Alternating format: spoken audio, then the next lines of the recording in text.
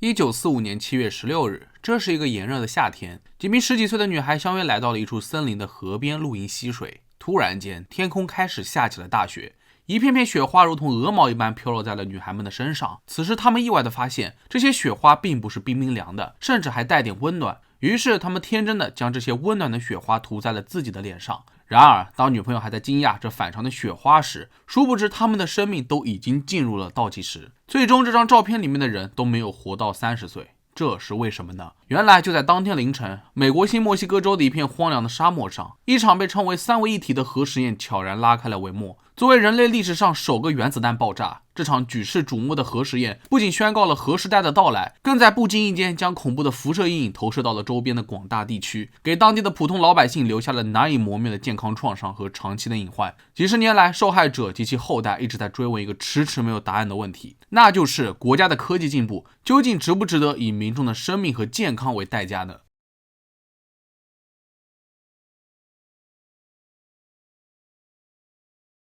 当第二次世界大战的硝烟还未完全散去，美国为了在战争中获得决定性的优势，启动了代号为曼哈顿计划的秘密核武器研发工程。科学家们在极度保守和紧迫的氛围下进行研究，突破了人类对核能及其巨大破坏力的认知。尽管部分科学家曾对核试验可能引发的灾难性后果心存担忧，但在国家安全和战争胜利的压力下，这些声音还是被迫封锁。1944年，出于对试验成功率及隐蔽性的考虑，美国从加州、德克萨斯州、新墨西哥州和科罗拉多州等多个地点中，最终选定了新墨西哥州作为实验场地。试验地点虽被宣传为偏离人群的无人之地，但实际上在半径150英里的范围内，仍居住着将近50万的居民。在试验前夜，参与试验的科学家、军官和记者组成的车队从阿尔伯克基出发，前往新墨西哥沙漠中的试验场地。他们得到了详细的安全指令，在爆炸发生时，所有的人都得趴下，避免直视闪光，以求最大限度地减少伤害。然而，这些防御措施只针对参与实验的内部人员。其实，在曼哈顿计划的高压背景下，科学家们面临着前所未有的技术难题，如何精准预测爆炸威力、辐射扩散范围以及可能的环境后果，成为摆在他们面前的巨大难题。虽然部分科学家提出了对大气燃烧及全球性灾难的担忧，但军方和政府机构为了保密，选择将这些隐患置于一旁。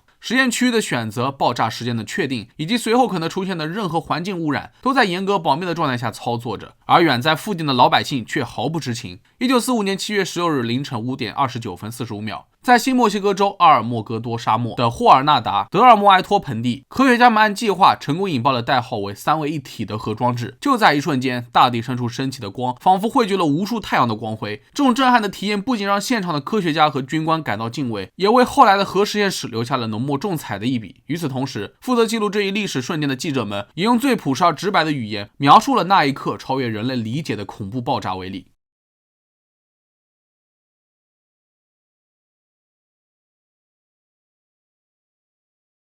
核爆炸释放出的巨大能量不仅产生了耀眼的光芒和震耳欲聋的响声，更将数百吨辐射尘埃推向高空。这些尘埃随着风力扩散，并以黑雨或者白雪的形式降落在了试验周边的土地、植被和水体上。当地的农田、饮水源，甚至居民的日常生活用品都在无形当中受到了污染。试验后数天，许多原本生机盎然的区域逐渐变得荒芜，土壤的生产力受到了严重破坏。而在距离试验场不远的居民和乡村中，居民们在惊愕当中经历了一场无预警的灾难。新墨西哥州多个地区的居民报告称，在爆炸数小时后，天空中开始飘散一种奇异的白色物质。这种类似于白雪的东西与常规意义上的雪不同，其温度异常，手感略带热意。而不仅如此，有居民在事后描述，他们眼睁睁地看着窗外骤然变得明亮的天空，以致随之而来震耳欲聋的响声与震动。许多人甚至以为世界末日降临了。13岁的芭芭拉·肯特就是开头照片当中的女孩之一。当天，她和她的舞蹈老师及其11名学生正在新墨西哥州鲁伊多索露营。突然，一阵猛烈的爆炸声将他们震醒。在几十年后，她接受采访时回忆道：“当天他们正在戏水，突然间，天空开始飘落起了白色的雪花。我们抓起了雪花，把它涂满了全身，然后还涂在了脸上。但奇怪的是，这种雪花并不冷，还很热。我们都在想，那好吧，这可能是天气炎热的缘故。毕竟现在是夏天嘛。我们都只有13岁，当时我们什么都不懂。由于缺乏对辐射危害的科学认知和及时的预警，试验发生后，当地的居民几天内就出现了恶心、呕吐、皮肤灼伤等急性辐射症状。无数家庭在不知情的情况下，长期暴露于低剂量的辐射环境中，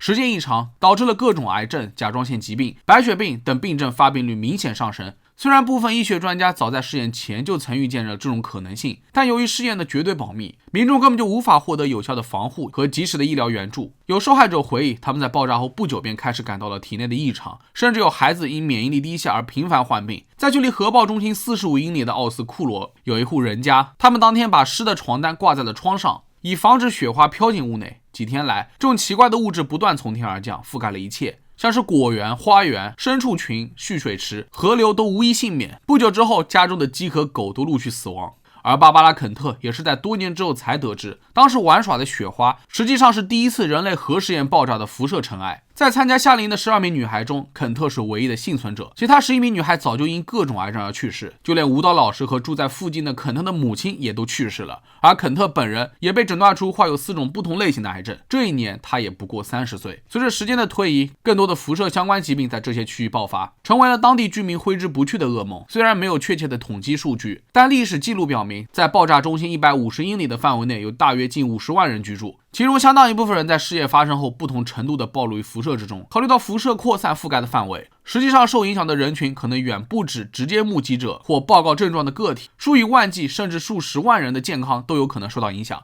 由于辐射带来的遗传损伤和环境污染，这些受害者的后代们也间接增加了患病的风险。在三位一体试验发生后，政府迅速对外发布了一则弹药库爆炸的解释，试图以此来掩盖实验的真实情况。美国《纽约时报》及其他媒体在报道中均未提及核试验的事实，而是用轻描淡写的言语描述了爆炸现象，声称这只是一次军队的意外事故。然而，目击者和当地的居民很快就发现，这个所谓的解释是无法解释他们所见的异常景象的，也无法消除因辐射而引起的健康危机。许多受害者在官方的公告上都听到不要担心，一切正常的安抚言辞，但实际上早在试验前夕，曼哈顿计划内部就已经存在着不少的质疑和担忧。物理学家约瑟夫·赫西菲尔德曾做过初步计算，指出爆炸可能使数十平方公里的区域变得不宜居住，而其他医务人员也曾警告说，辐射污染对民众健康的威胁不可低估。然而，面对国家安全和保密的需求，实验高层领导人选择无视这些警告，坚持进行实验。对于他们而言，任何大规模的民众疏散都有可能引发外界的怀疑，从而威胁到整个秘密计划的顺利实施。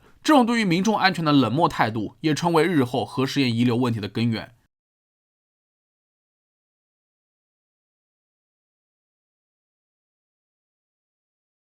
试验后期，辐射尘埃随着大气循环在大片区域内沉降，形成了长期存在的辐射阴影。新墨西哥州、德克萨斯州，甚至墨西哥边缘地区的居民在数十年内不断承受着辐射带来的健康威胁。调查显示，当地的癌症、甲状腺疾病、白血病等疾病的发病率远高于全国的平均水平。许多受害者及其家属不得不面临对疾病的反复发作、高昂的医疗费用、生活质量急剧下降的困境。在图拉罗萨和周边地区，有不少家庭当中的长辈和后代相继患上了各种恶性肿瘤，而一些曾经因接触辐射尘埃而在童年时期受过损害的孩子，随着年龄的增长，体内器官逐渐出现退化性变化。长期以来，由于缺乏系统的健康检测和科学防护，辐射造成的伤害往往在病情晚期才被发现。好多人错过了最佳的治疗时机，令许多家庭深陷无尽的痛苦之中。除了生理上的疾病，长期暴露在辐射环境下，还给受害者带来了沉重的心理负担。许多目击过核爆或直接感受过辐射影响的民众，常常描述自己在试验发生后，曾经历过一种世界末日的恐惧感。那种无法用言语形容的绝望和孤独，对于他们来说，每当回忆起那一刻，内心深处总会涌起难以言表的痛苦与悔恨。同时，由于政府长期对核试验真实情况的隐瞒，许多受害者在向外界寻求帮助时，常常遭受冷遇和质疑。社会上一部分人因为缺乏对核辐射危害的正确认识，甚至将这些受害者视为命运多舛的个例，从而忽视了这背后系统性的问题。民众在面对疾病时，不仅要与病痛抗争，还得忍受来自社会和亲友的无形压力。这种双重打击使得许多受害者家庭长期陷入心理阴影之中。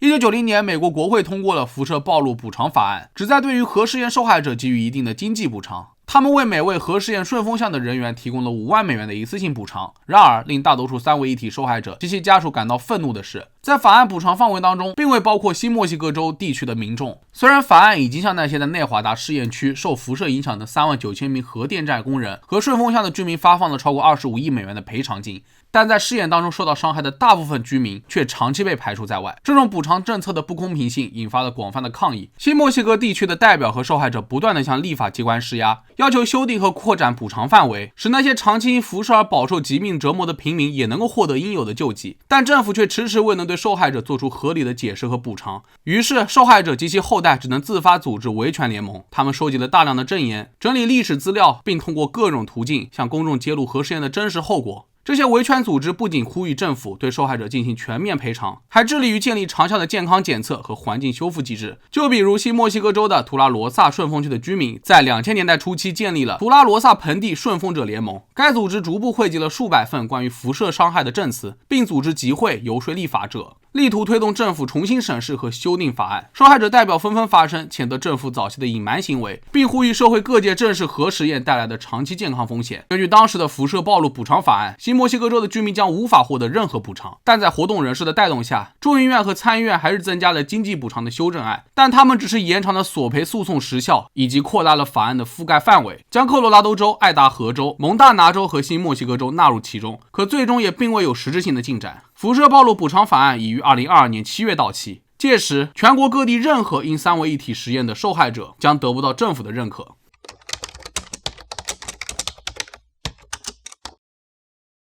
三位一体核试验作为核武器研发史上的一个重要转折点，既标志着人类科技能力的飞跃，也揭示了科技滥用所带来的巨大伦理危机。从实验前的秘密筹备、现场惊心动魄的瞬间，到爆炸后平民健康不断恶化的长期阴影，再到政府的隐瞒真相、补偿政策不公的历史遗留问题，每一个环节都深刻反映出国家安全与公众利益之间不可调和的矛盾。直到今天，受害者及其后代依然在为正义而呼喊，他们的声音不仅是对过去不公的控诉，更是对未来防范类似灾难的期盼。核实验的阴影提醒着人们，在追求科技突破和国家安全的同时，绝对不能忽视每一个无辜民众的健康与生命。只有正视历史，建立一个更加透明、公正和负责任的公共管理体系，才能够真正走出核阴霾，为后人留下一个安全、健康、充满希望的世界。正如那些为核试验牺牲的平民及其家属所言，我们不求国家赎罪，只希望真相得以公正昭雪，历史不会重演。那么这就是这期视频的全部内容。如果各位觉得视频做还不错的话，也别忘了点赞、收藏和关注。我是正正，咱们下期视频再见吧。